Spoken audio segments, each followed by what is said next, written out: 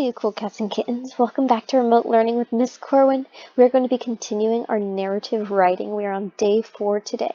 And we actually don't have too much to do, and this video is probably going to be a little bit shorter than usual, but we're still going to jump into it. So the main focus of what we are talking about today is focusing on the small moments.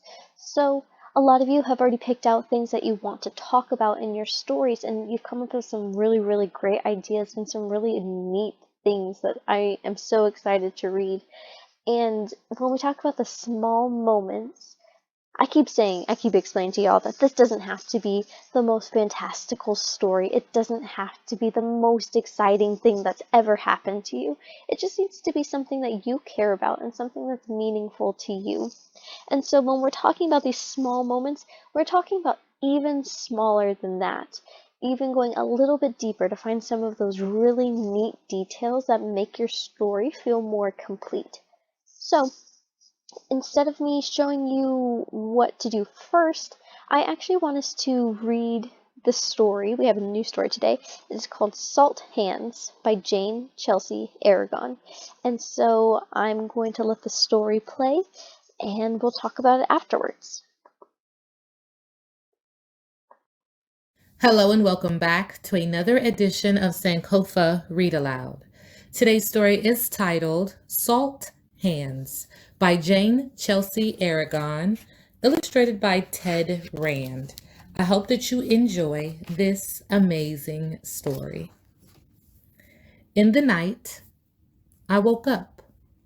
I heard something outside, like a rustle or a breath.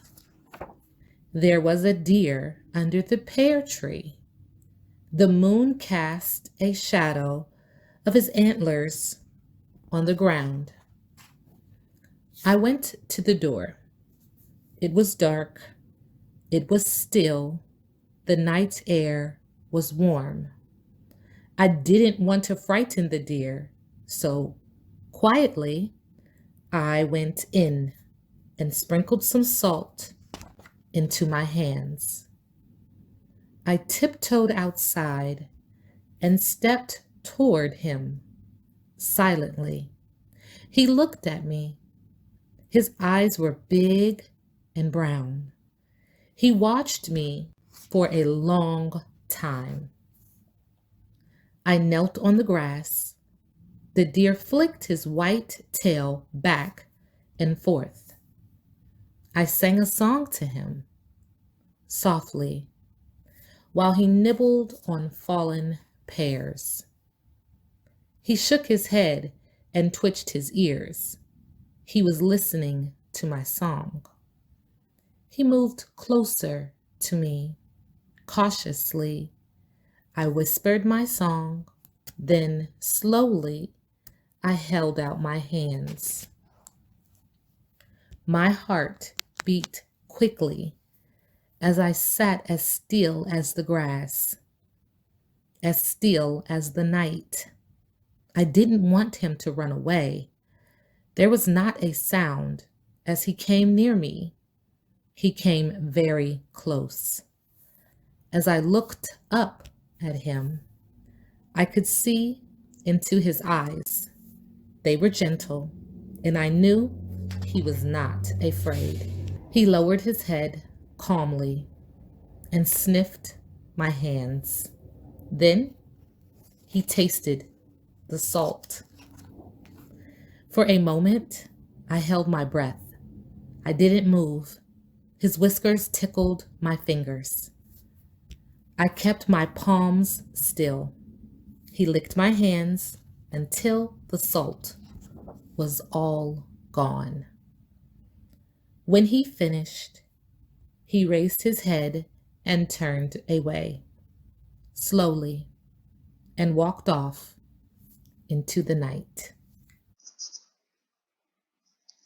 Awesome. So this story could have been so much shorter. She could have just been like, hey, I woke up one night and I saw a deer in the yard and I fed it some salt and then it went away. But that's not an interesting story. Nobody wants to read that. What makes it so interesting is how this author included all those little details, those small moments. She talks about the moon casting a shadow on the antlers. She talks about the way that the tail flips back and forth. She talks about the way that the deer approaches her cautiously. She uses all these little details to help paint a picture in our heads about what's going on in this story and to help make it so much more lively and interesting and just full of so much creativity. And it's one of the things that helps you be a much better author. It's by taking these little moments and turning them into something that's almost magical in a way. So that's what we're going to be focusing on for today.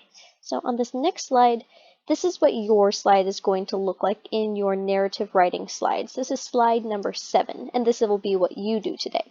And so it says, writing about my small moments. So something that might help you as you write about your small moments would be to think about your 5 senses. So think about your sense of touch, taste, sight, hearing, smell. How are all of these senses being used in your short or in your moment, in your story? So something that I might include in my story. Remember, my story was about when I was little.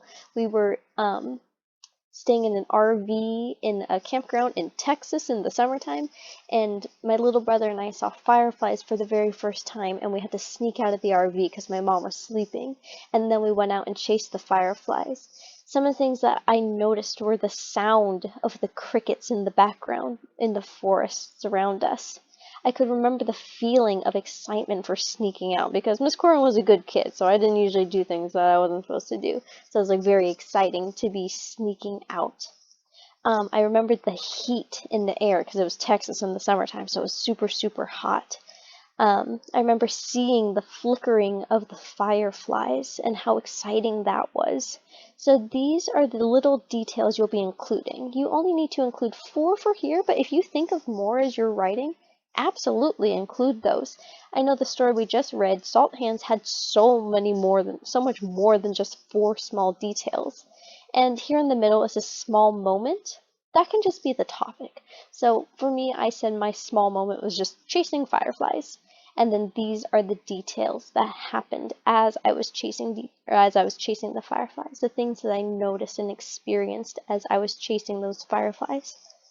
So before I send you off, I want to show you how you can submit your slides. So I know some people are having a little bit of trouble. I'm not attaching the slides every single day. The reason I'm not doing that is because if I attach the slides every day, it actually attaches a brand new set of slides, so it doesn't keep all your work from the days before. And I would like you to have all those things in one place so that you can look back at it as you are writing. So I'm going to show you how to do that. Okay, so I'm going to show you how you can attach your slides in here. So as you can see, this is today's writing assignment. We have writing 4/17/2020.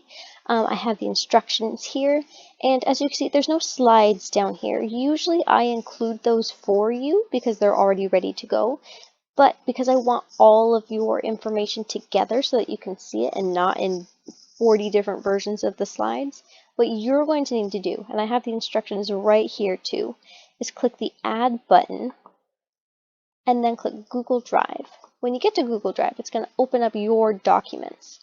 I am currently using Miss Claudia's account right now, so this is what it looks like for her, and this is what she was working on today. So it says narrative writing. Click on this, and then hit Add. So once this gets in here, then you can hit Turn In once you have slide number 7 done. You'll also need to make sure you have all the other slides from earlier this week done too. And then if you want to, you can do that first, and then when you click on it, then you can go right into the slide, do slide number 7, and then you can turn it in. But that's the way to do it. That's the way that you can turn in your slides.